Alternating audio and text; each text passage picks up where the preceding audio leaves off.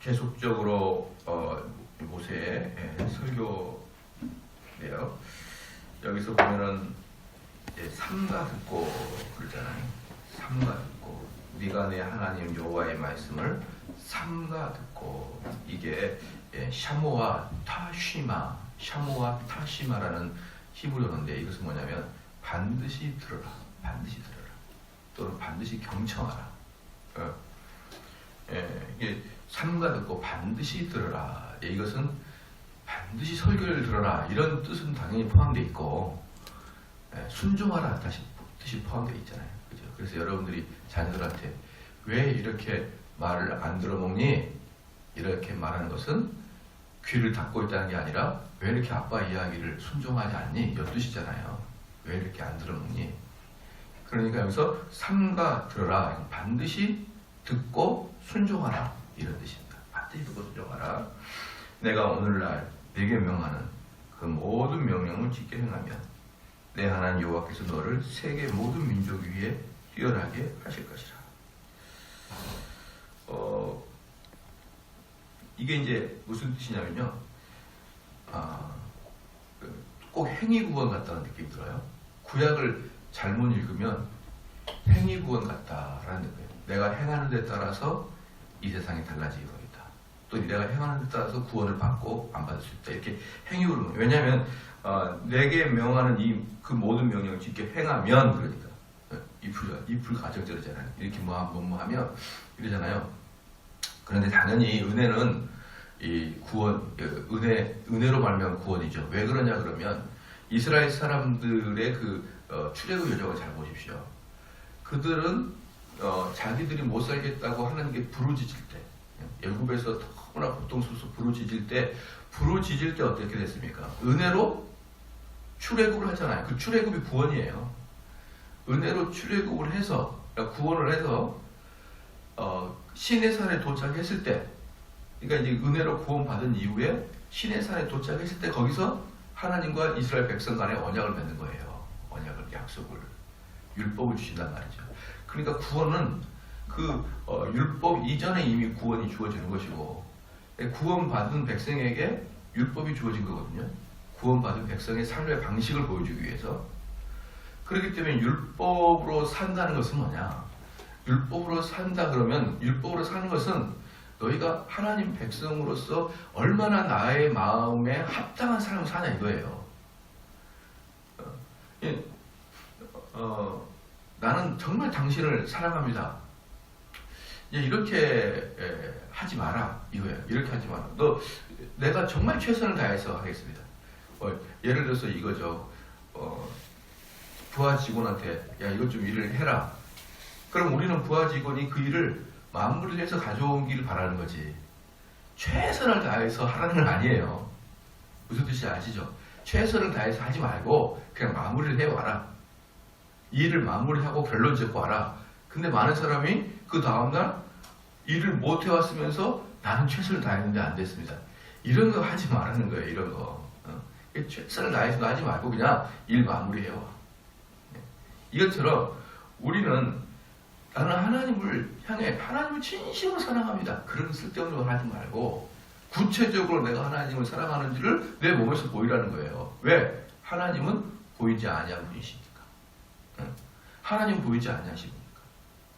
그러니까 하나님은 우리의 인간의 타락한 성을 잘 알기 때문에 최선을 다했느니, 진심으로 사랑하니, 내가 하고자 하는 말을 다 했느니, 이런 말 하지 말고 정식적으로, 공식적으로, 객관적으로 하나님을 사랑하는 것을 드러내고, 그렇게 살아가는 것이 하나님을 믿는 백성들의 삶의 모험이지, 주관적인 것은 아니다. 주관적인 건 아니다. 그래서 여기서 이제 말씀을 하는 것처럼 이스라엘 백성들은 여호와를 사랑하고 하나님의 백성으로서의 삶은 무엇이고 하나님 백성은 무엇을 드러내고 살아야 되느냐, 이게 율법이에요. 이게. 그러니까 당연히 그 율법을 최선을 다해서 지키는 것은 어떤 뜻입니까? 그 율법을 지켜나간다는 것은 내가 하나님을 사랑한다, 하나님의 법도를 내가 받아들인 것은 내가 그만큼 하나님을 존중한다, 그 뜻인 거예요. 그래서 너희가 율법을 지킨다, 너가 율법을 지키면 이 말은 뭐냐면 너희가 하나님을 철저히 사랑한다 이 뜻이에요. 그러면 어떻습니까? 너가 이렇게 하나님을 철저히 사랑한다면 이 뜻이죠. 그걸 율법을 지킨다면 요 똑같은 말이잖아요. 그러니까 율법을 지키면 그것은 무엇은 너가 하나님을 존중한다 그러면 너가 하나님을 너의 하나님을 여긴다 그러면 그 뜻입니다. 그리고 보십시오. 그러면 모든 민족 위에 뛰어나게 하실 것이다 이 뜻이에요. 그러면 너희들이 모든 민족에 뛰어날 것이다. 왜? 하나님을 사랑하는 민족이니까. 2절 말씀에 네가 내 하나님 여호와의 말씀을 순종하면 이 1절과 똑같은 말의 반복이에요. 이 모든 복이 내게 임하여 내게 미치리니 이 말입니다. 우리가 이 땅을 살아가는데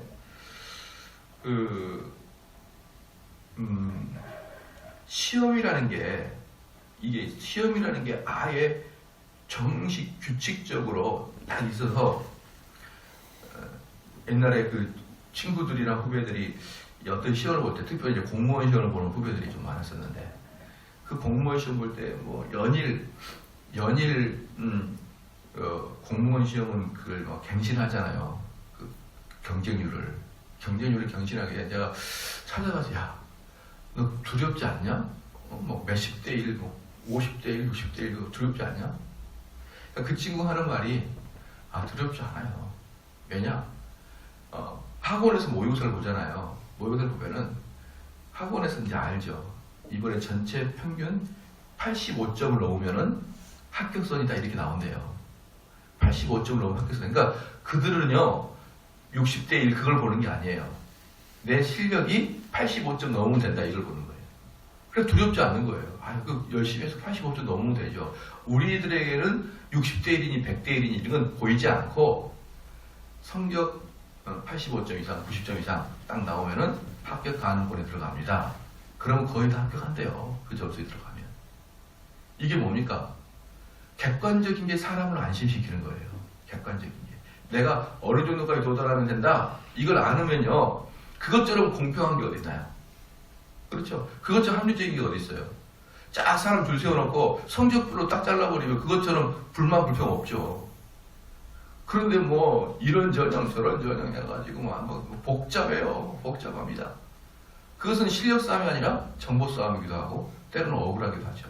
그러니까 딱 이 단계 올라와. 그럼 다 합격시켜줄게. 너희 고향이 뭐 함경도라든지 고향이 경상도라든지 충청도 구별하지 않겠어. 여자 남자도 구별하지 않겠어. 나이도 구별하지 않겠어. 요 점수에 올라오면은 누구든지 통과. 여러분 간단하잖아요. 심플하지 않습니까? 불만도 없죠. 이것처럼 하나님도 우리를 공평하게 하시는데 이렇게 살아. 그럼 그렇게 해줄게 이거예요. 여러분 이걸 믿으셔야 됩니다. 때로는 성도들이 착각을 해요. 하나님이 주실 때 복이라고 생각해요. 복이라고 생각해요. 어떤 사람이 열심히 살았는데도 복을 안 주고 어떤 사람들은 뭐 탱자탱자 놀았는데도 하나님이 그 인생을 잘 은혜로 이끌어줘가지고 그래서 사람들 그러죠. 내 인생은 은혜 속에서 이렇게 잘 됐습니다. 물론 하나님이 섭리 속에 이끌어짐이죠. 그러나 하나님의 사랑 안에서 하나님의 법도 안에서 지켜나가는 사람은 어떤 사람은 그렇게 지켰는데 복을 안 주고 어떤 사람은 덜 지켰는데 하나님이 애따 복 받아라 줘버리고 여러분 그런 하나님이면요 공평하지 않습니다. 공평하지 않아요. 여러분들이 하나님의 법도 안에 최선을 다해 살면 하나님은 우리에게 당연히 육체적인 복도 주십니다. 왜 그러냐? 하나님은 뭐라 그럴까요? 웃기신 분이 아니에요. 왜냐?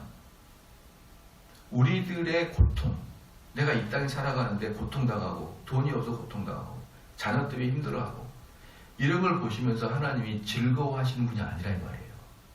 약간 이런 변태적인 속성을 갖고 있어 우리한테 고통을 줘서 아이고 재밌다 이게 아니에요. 하나님이 우리에게 고통을 주시는 이유는 뭡니까? 시작 우리를 타락하지 않게 달려지기 위해서.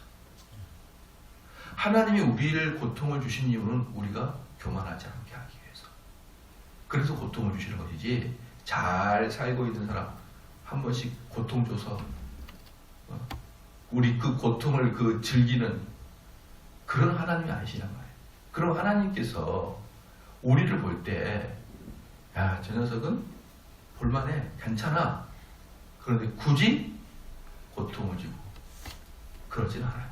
때때로는 우리의 시험을 한 단계 더 높이기 위해서 한번 흔들어 보시기도 하지만 근본적인 흐름은 우리가 타락할 것 같지 아니하면 하나님이 굳이 우리를 어쩐다?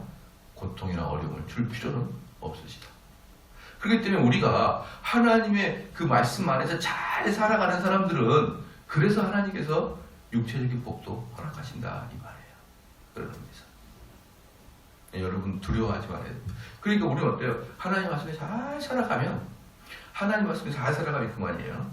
그래서 내게 복이 이 말이야. 내가 내 하나님 여호와의 말씀을 순종하면 이 모든 복이 내게 미치리라. 뭐랑 비슷합니까? 먼저 그의 나라와 그의 의를 구하면 이 모든 것을 너에게 더하시리라. 그건 아주 상통하잖아요. 구약과 신약은 한 맥입니다. 그게 두 개가 아니에요. 네. 두 개가 아닙니다. 이 말씀을 믿으셔야 됩니다. 이 말씀 믿으셔서 우리가 하나님 말씀에 그러면 이겁니다. 만약에 내가 어떤 소원이 있잖아요. 소원이 있어요. 정말 이런 것이 이루어지고 싶어요. 그런데 그거 굳이 기도할 필요 없습니다. 예. 뭐만 하면 됩니까? 말씀대로 살면 되는 거예요. 말씀대로 살면 굳이 내 소원을 하나님께 아뢰지 않아도 하나님은 이 모든 복을 나에게 더하십니다. 믿으시기 바랍니다. 말씀대로 살지는 않고 맨날 기도하면 됩니까? 예를 들어서 여러분 건강하게 살고 싶죠? 그럼 건강을 위해서 기도할 필요 없어요. 뭐 하면 됩니까? 규칙적인 운동을 하면 되는 거예요. 규칙적인 운동. 그게 하나님 말씀에서 사는 거예요. 규칙적인 운동을 하게 되면 당연히 우리는 어떻게 되는가? 건강하죠. 그걸 우리는 이런 일상적인 하나님 말씀을 잘 지켜나가야 되는 것이에요. 그 다음에 3절에 성읍에서도 복을 받고 들에서도 복을 받을 것이며, 이 성읍에서 복을 받는다 이 뜻은 뭐냐 그러면요, 모든 사람이 알 만큼 객관적이고 확실하게 복을 받는 거예요. 성읍에는 사람들이 많으니까 모든 사람들이 다 알아요. 야, 홍길동이 이번에 큰 복 받았다. 그러니까 이 복은 무슨 복입니까? 객관적인 복이고 외적인 복이고 사람들이 다 아는 복이고 큰 복이고, 거의 대부분 이건 뭘까요? 외형적인 복이죠. 외형적인 복. 사람들이 딱 보고, 아니 온 동네 사람이 다 아는 게, 야, 걔 정말 큰 은혜 받았던다. 이건 아니죠. 이건 주관적인 거지 않습니까? 그래서 성읍에서 복을 받다는 것은 누구나 동의할 수밖에 없는 객관적으로 복을 받게 해줍니다. 아까도 말씀드렸던 외형적인, 물질적인, 나의 삶에 있어서의 복, 이걸 이야기하는 거예요. 이거. 그리고 특별히 구약에서는 복의 개념을 우리의 육체적인 복에 대해서 이야기를 많이 합니다. 왜? 아직 계시가 내면의 것을 다루지 어려울 만큼 아직 덜 됐으니까. 성경은 계시의 점진성이에요. 그래서 창세기보다 로마서가 훨씬 복음이 많이 있는 거예요. 점점 증거하는 거예요. 계시는. 그래서 구약에서의 계시에 있어서 어떻습니까?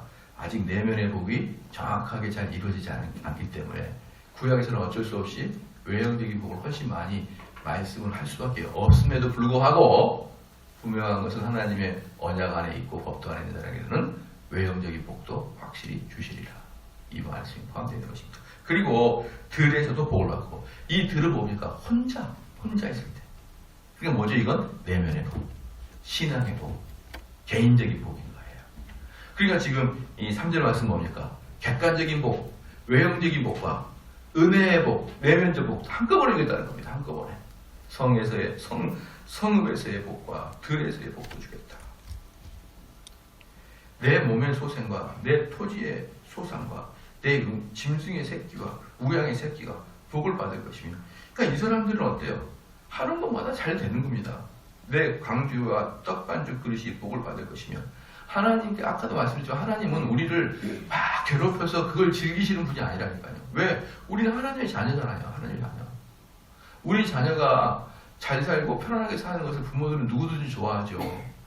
그 부모가 그 자녀를 흔들어대고 그 자녀가 고통당할 때, 야, 고통당해 보니까 네가 이제 부모의 마음을 알지, 아이고 좋아라, 그럴 부모가 어딨나요? 아무리 속 썩혔어도 자녀가 잘 되면 편하죠. 그렇지만 하나님께서는 우리를 굳이 시험하고 우리를 그렇게 연단할 필요가 없을 때는요, 그저 그렇게 잘 살기, 이 땅에서 잘 살기를 바라시는 거예요, 하나님도요. 예를 들어서 그거 뭡니까? 돈이 없어서 행복하다? 천만의 말씀이죠. 돈이 없으면은 내가 아플 때, 내 자녀가 고통당할 때 부모가 해줄 수 없잖아요. 돈이 있어야 해주잖아요. 그렇기 때문에 어느 정도의 돈이 나한테 있는 것도 복인 것이에요, 여러분. 그것도 하나님께 감사할 내용입니다. 외국 같은 경우는 어떻습니까? 돈 없는 나라는 어때요? 단도 몇 달러가 없어가지고 뭐 이렇게 주사 예방접종 안 맞아가지고 어떻습니까? 그냥 죽어요, 애들이 어린 나이에. 그게 평안입니까? 그게 기쁨인가요? 돈이 없으면 여러분 절대 기쁘지 않아요. 왜 그 현실을 굳이 안 보려고 그러십니까? 무슨 돈과 행복이 공식 등식이 성립이 안 돼요. 공식 이꼬르가 되죠. 이꼬르가 됩니다.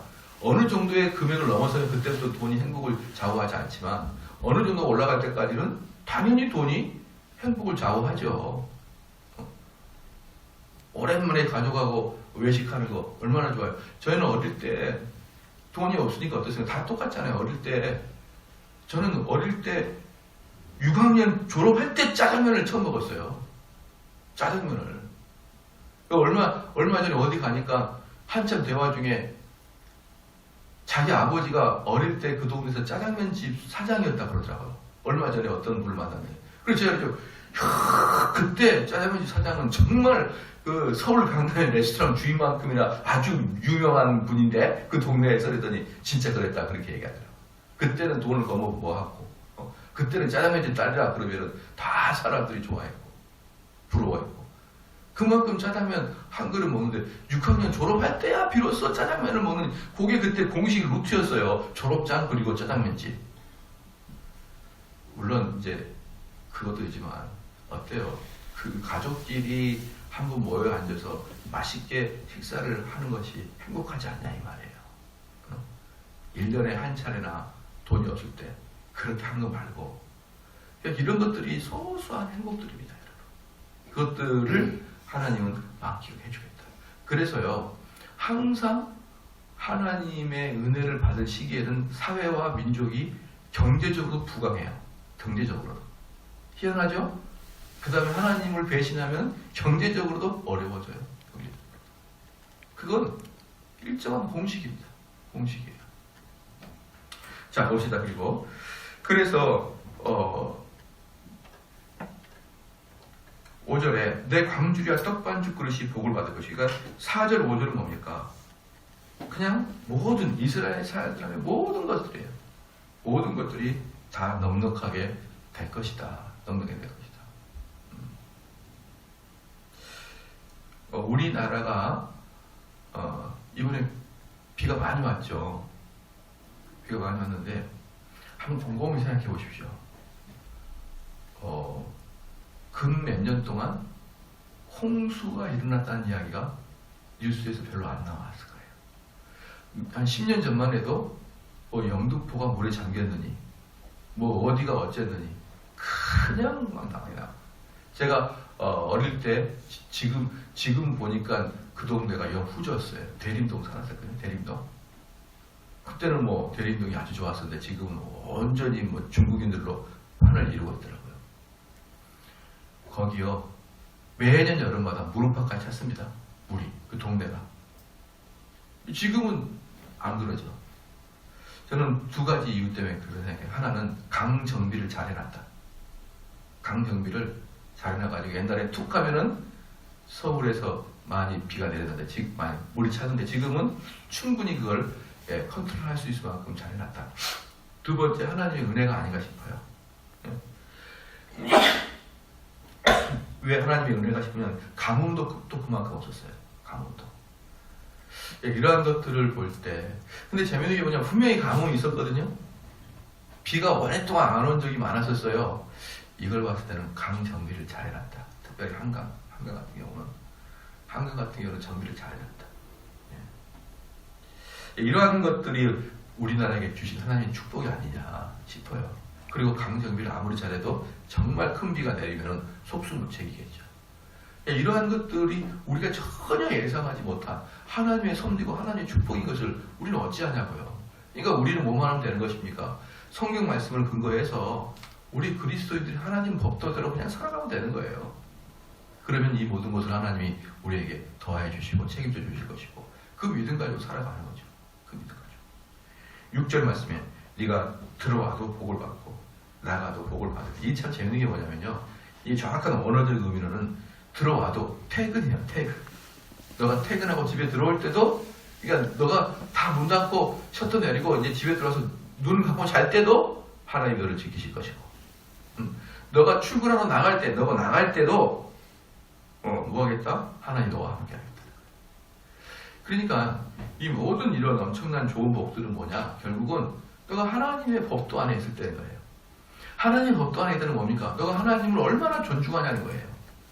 너가 하나님을 얼마나 존중하고 있냐? 너가 하나님을 얼마나 뜨겁게 사랑하고 있냐? 이게 하나님의 말씀을 안에 있다는 뜻입니다. 여러분 동의가 되시죠? 그러면 하나님의 말씀에 내가 하나님 말씀에 있다는 뜻은 또 무엇이냐? 이거예요. 내가 하나님 말씀 뜻이 하나님의 말씀의 뜻 안에 있다 이게 뭐냐? 죄를 싫어하는 뜻이에요. 죄를 싫어한다. 하나님과 죄는 딱 정확하게 반대말이에요. 내가 하나님을 따른다 이 뜻은 죄를 끊는다는 뜻이고 죄를 따른다 뜻은 하나님을 끊는다는 뜻이에요. 그러니까 내가 하나님 법도 안에 있다 이건 죄를 이탈하겠다는 뜻입니다. 내가 하나님 법도 안에 있지 않다 내가 죄 안에 있다는 뜻이에요. 결국은 뭐냐?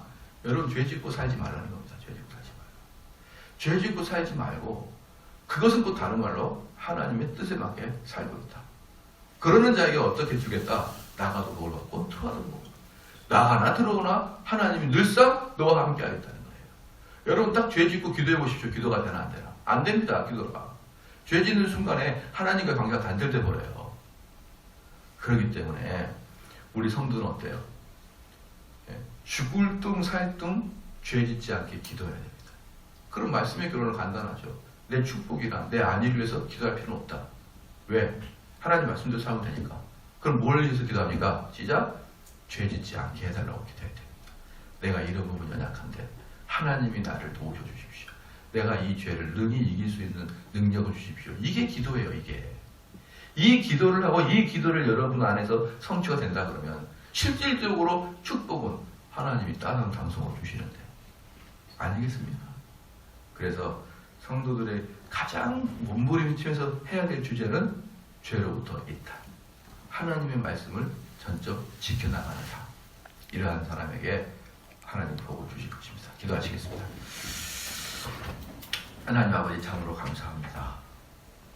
이스라엘 백성들에게 언약을 선포하시고 그 말씀을 따라 지켜 행하는 자에게는 나가도 복을 받고 들어와도 복을 주신다는 우리 여호와 하나님의 말씀을 전적으로 믿어 순종케 하여 주시옵소서.